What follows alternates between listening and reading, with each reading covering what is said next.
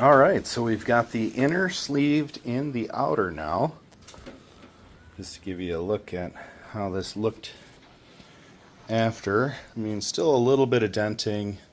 Now that the paint's cured, you can still see that crease, but it certainly looks a lot better. And in the front there, pretty nice, all lined up nice. So at this point, we'll just bolt it down and plug it up and see what happens. All right, so we've got a few pieces of untested equipment here. The CTX monitor, it's just a VGA. I've never actually used it, so I don't know if it works. So there's always a possibility if we run into an issue that that's what it is. But first we'll power that on. That seems to be okay. All right, so we get picture. We've definitely got power. Reading no signal. Go ahead and hit our power button here.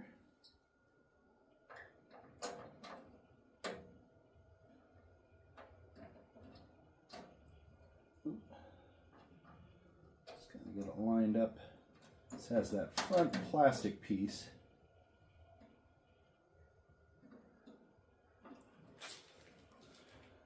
And not getting anything from that, although it could just be the positioning of the button.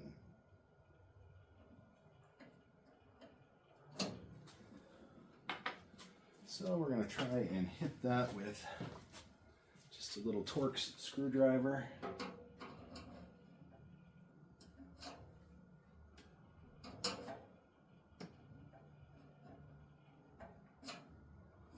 All right, so we've got either no connection with the button here because it's not mounted correctly, or it is very possible I've got that plugged in improperly on the board. So let's go ahead and get that swapped and see if that solves our problem. Okay, for ease of access, we're going to leave the outer shell off.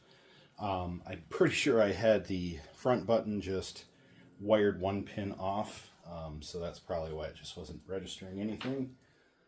So with that, we'll go ahead and hit our power button there. Got fan noises, hard drive. We're just waiting on some display here. Did not get a beep. And take you out of our seat there. So no beep code, but we do have fan sounds. Definitely heard the hard drive spin up. I can feel it. So we'll go ahead and shut it back down, and let's double check the memory seating. Okay, reseated the memory, and still I get a little bit of hard drive sound. You can see our processor fan is spinning. I don't get any kind of beep codes, so I'm just looking to see if we even have a beep speaker on board. Usually this late in the game they do. However, this time around, I'm going to be honest, I'm not seeing one. So it's possible I might not even get a beep code. But it's a good sign we've got power. Now again, this is an untested monitor. Now it did give me a picture display, so I'm going to guess that something is jarred out of seat, and it's probably, I'm going to guess it's probably going to be our CPU. Okay, so with this open, I figured I'd tackle a few possible issues at once. I reseated the RAM a second time. Everything looks fine with it. It's SD RAM. I have some extras if I need to tap into that. I did reseat the processor. Pins all look good. Underside looks great. There's no material blocking any of the pin connectors. I did replace the CMOS battery, which is also possible, especially look at the state of this original battery. It's a little bulged. Actually surprised it didn't leak. And it's from 98, so very possible that's the original CMOS. And that, with the absence of a beep speaker, could actually be what was preventing a boot. So let's get it plugged in, see what we can do.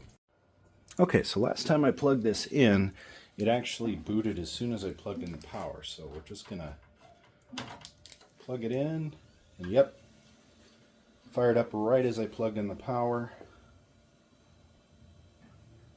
So let's see. Again, no beep speaker, no beep code.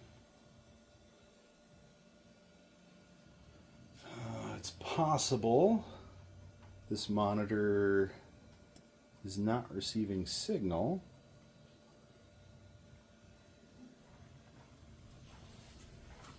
We've got fresh CMOS battery in there. Now this monitor is suspect because I've never actually used it.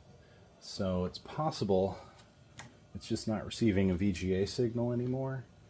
And it's a built-in cord, so yeah, if there's any kind of issue with the input, it's very possible that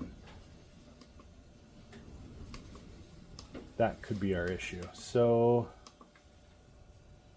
with no signal input, I'm going to guess we might have a monitor problem. So let's swap that to rule that out.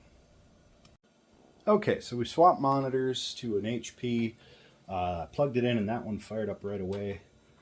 Monitors don't always hot swap, but I left this running just to see if we get anything.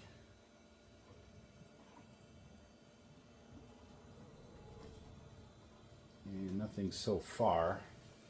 So I think we might try and get a reset here.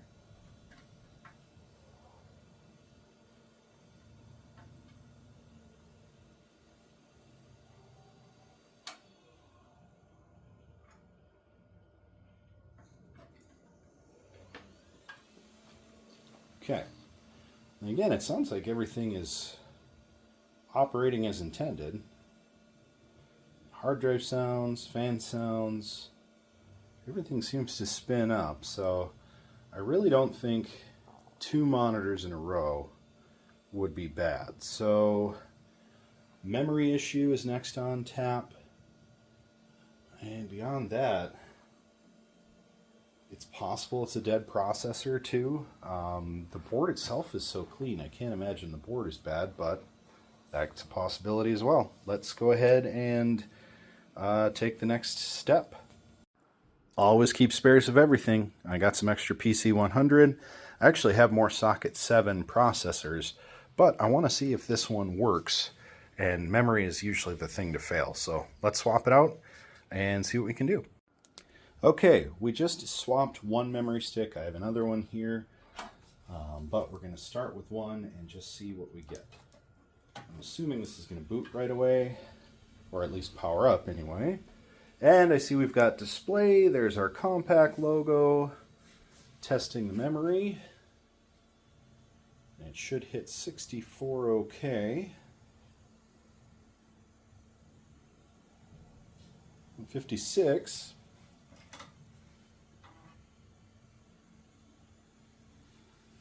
I'm going to guess the 56 is our high mem. Let's let it run its tests. Okay, so we got a 162 error, options not set. Totally normal when we've swapped some of the components around. Automatically updated most of the stuff. Checksum's invalid, which is normal. We swapped a CMOS battery.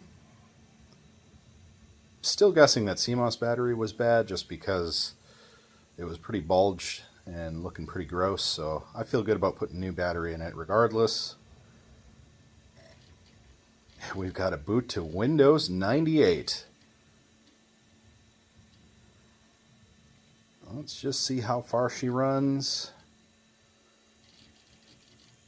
and if we get to a desktop.